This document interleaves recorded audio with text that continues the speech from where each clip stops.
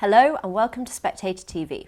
I'm Natasha Feroz, the Spectator's Deputy Broadcast Editor, and today we're going to be taking a look at Labour's new energy policy. Ed Miliband, the new Secretary of State for Energy Security and Net Zero, has made some controversial interventions in his first couple of weeks. We can see a snippet of the sort of thing he's planning here. The answer, my friend, is blowing in the wind. The answer is blowing in the wind. So here I am, on the latest stage of my GB Energy Tour, and I'm near Mansfield at the Lyndhurst Wind Farm. Now these turbines behind me provide power for 5,000 homes. They were built in 2010. But here's the bad news. Since 2015 in England, only 3 of these type of wind farms have been built and are up and running. Now that effective ban introduced by the government has raised people's bills for every family in Britain by £160. And the worst news is this: the new Energy Secretary, Grant Shapps, he says these are an eyesore. Come on, Grant, what are you thinking of? The answer is blowing in the wind. Joining me to discuss this is Lionel Shriver, our columnist. Now, Lionel, I want to get on to Ed Miliband, but before we do that, we haven't had you back on Spectator TV since the election. Labour now have a massive majority. What did you make of the results? Well, unsurprised. I mean, it was the least suspenseful election in history. I've written for the magazine before about this. I'm afraid this is a lesson in how you can vote negatively, but you can't have negative results. Like, everyone wanted to get the Tories, and that's really what was motivating a lot of this voting, including voting for reform, which split the right and meant the disproportion in Parliament was enormous. But you can't elect a nullity. You can only get actual politicians with their actual policies. And a lot of the people who were furious with the Tories were furious with what is ostensibly a right-of-center party for not being right enough, and therefore elected a left-wing government. It's something that a lot of people outside the UK don't understand. They look at the results and there's this huge majority for Labour, and it looks as if there's been an enormous popular shift to the left, and there has not been. So it's one of those ironies of UK politics that voting in a state of spite, you get the last thing in the world you wanted. Yeah. And the UK will pay the price. Last week, Ed Miliband made quite a controversial intervention, which is that he has decided to ban any future licenses of North Sea oil drilling. Now, Lionel, you've spoken several times on Spectator TV about green policies, and I think you've always been quite cautious about them, especially with electric vehicles. How did you feel about this announcement? I think it's moronic. The problem with going at climate change by doing things like limiting or eliminating North Sea oil exploration is that it only goes at supply, it does not go at demand. So he doesn't have the slightest effect on how much energy the UK uses, and nor does it have any effect on what the mix of that energy is. The last I looked it up, 78.4% of UK energy is still fossil fuel based, and that's not going to change. The only effect limiting North Sea extraction has is that it damages or eliminates up to hundreds of thousands of jobs in Scotland. It means that the UK imports more oil. It doesn't use any less. It just imports more, probably paying more money for it. So it raises energy bills. It has absolutely 0.00% effect on the climate. So it's all gesture. And this is my biggest problem with a lot of the greenies. You know, they all they care about is what it looks like. It's all posturing. They are not interested in reality. In fact, they're completely dislocated from reality. So that they're constantly advocating policies that are not going to lower the temperature of the planet, even infinitesimally. And in the larger sense, you look at even something like wind turbines, and even if you're all gung-ho for wind power, nobody ever seems to calculate in the energy savings how much it costs in energy to produce these enormous turbines. Nobody seems to calculate the fact that a lot of those parts are going to be made in China with coal-generated energy. And nobody seems to concerned with what you do with them when they stop working. And they don't last nearly as long as they were supposed to. I think an average at best of 17 years. And I gather, for example, that they can't be recycled, and wind turbines are being buried. We are heading in that direction with renewable energy, Lionel, because if you look at the energy mix, it was 10 years ago, I think it was 10% renewable energy used, and now it's something like 40%. So that's actually in part just what the markets are doing. Do you think it also just seemed really insignificant of a intervention for Ed Miliband, seeing as the market's already heading in such a renewable energy direction anyway? Why did he need to interfere with the gas? Oh, he definitely didn't need to do this. I agree. It's just posturing. But the trouble with all these happy figures about increasing the use of renewables is that we have to continually maintain a parallel energy structure because because of what the Germans called, I think it's Dunkelflaut, when there's no wind and there's no sun, and you have to have backup for that. That means that you basically have to have a system that is built for 200% of capacity. And that's insane. That is not economical, and it's a logistical nightmare. So I feel that the entire energy plan is not thought through, and that it's being controlled by ideologues and not by engineers. We've had lots of people who have responded to some of Ed Miliband's policies make some quite hysterical comments by saying there's going to be blackouts, blackout Britain. How are people going to survive in the winter? That's surely dramatic, isn't it? Well, it's dramatic. The question is whether it's over dramatic. If Miliband does indeed pursue what are ostensibly labor's objectives, most crucially, that the grid is 100% decarbonized by 2030, which, I trust the audience can do the math. It's only 5 years from now.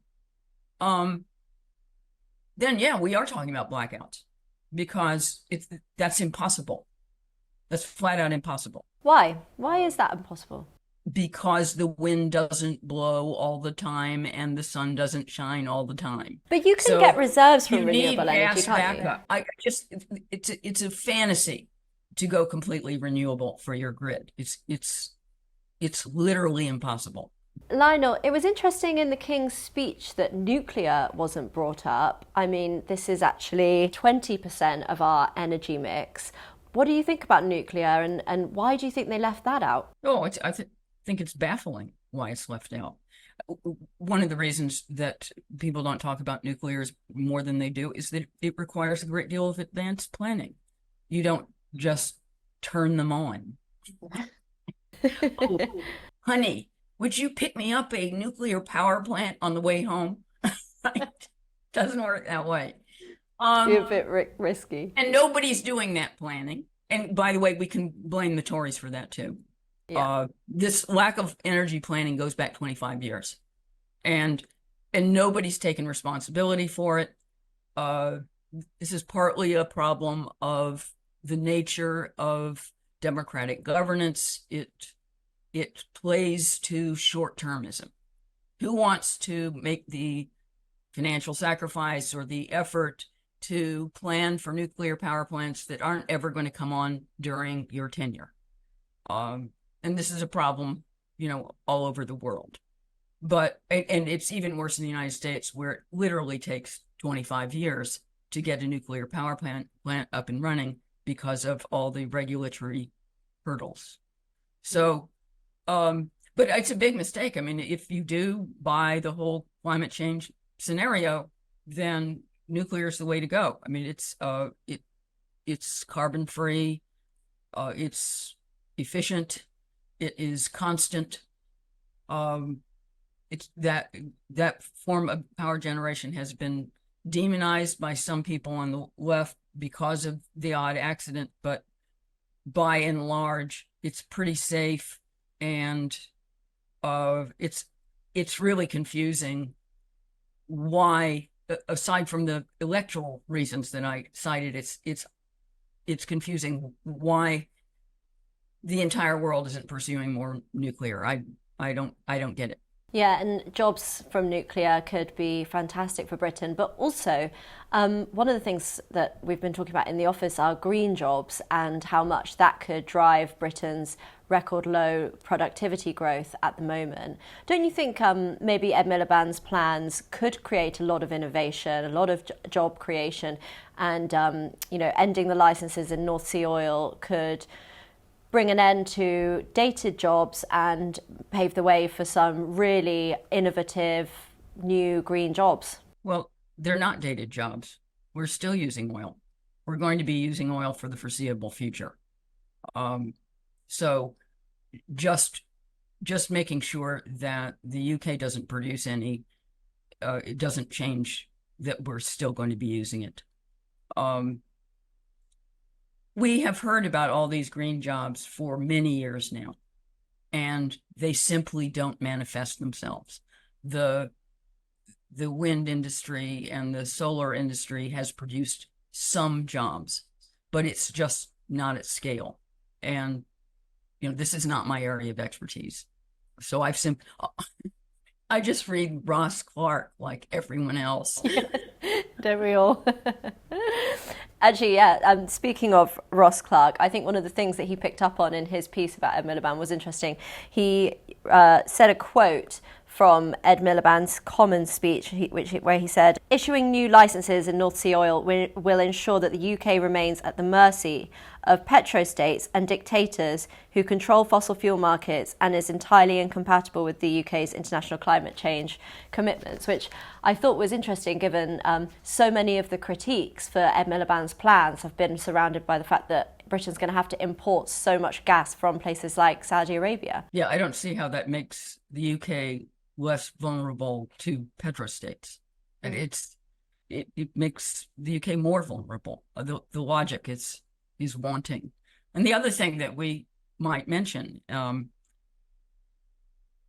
there really two things at issues. There are the issuance of new licenses from scratch, but there is also a set of applications that have already been made during the previous administration, and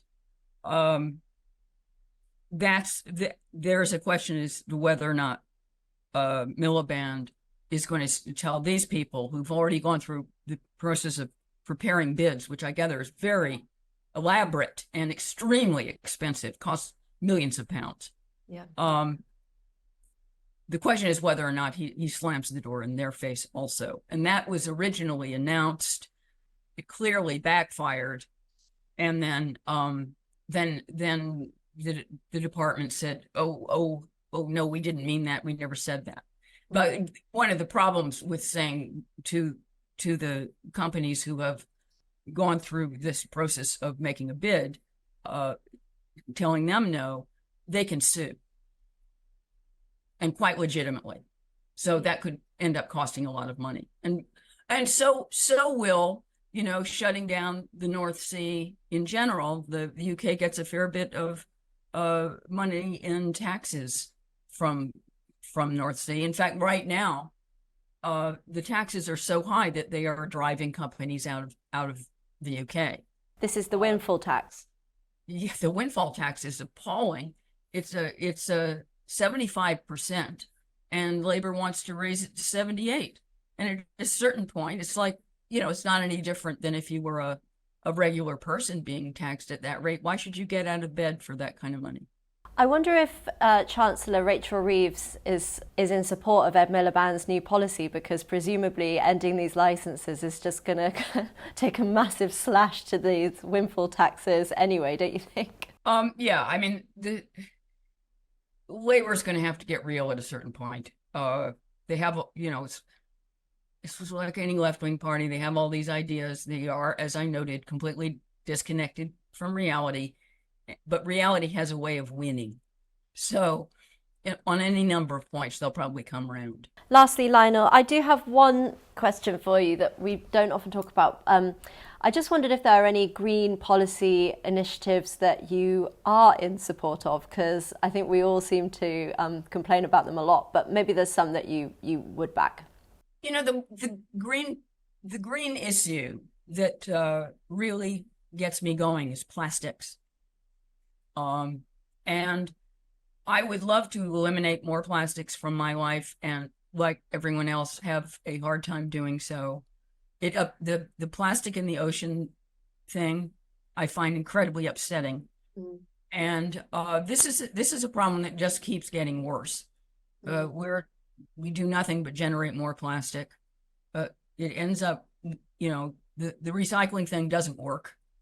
And yeah, I would see focusing on real recycling, which is, to me, real recycling is, for example, taking your wine bottle to a shop and having it filled with wine again.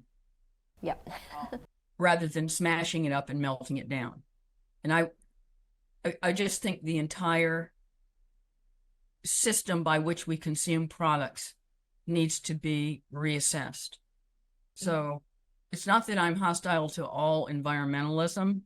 And I think if anything, that particular issue, because the microplastics are getting into our bodies, that issue is underplayed. And let's not forget, you are the person that turns off your heating in the winter. So technically you're the most environmentalist of all of us. And I use my bicycle to get everywhere. There we go. Lionel Shriver, thanks for joining us on Spectator TV. Well, thank you for giving me the opportunity to be sanctimonious at the end.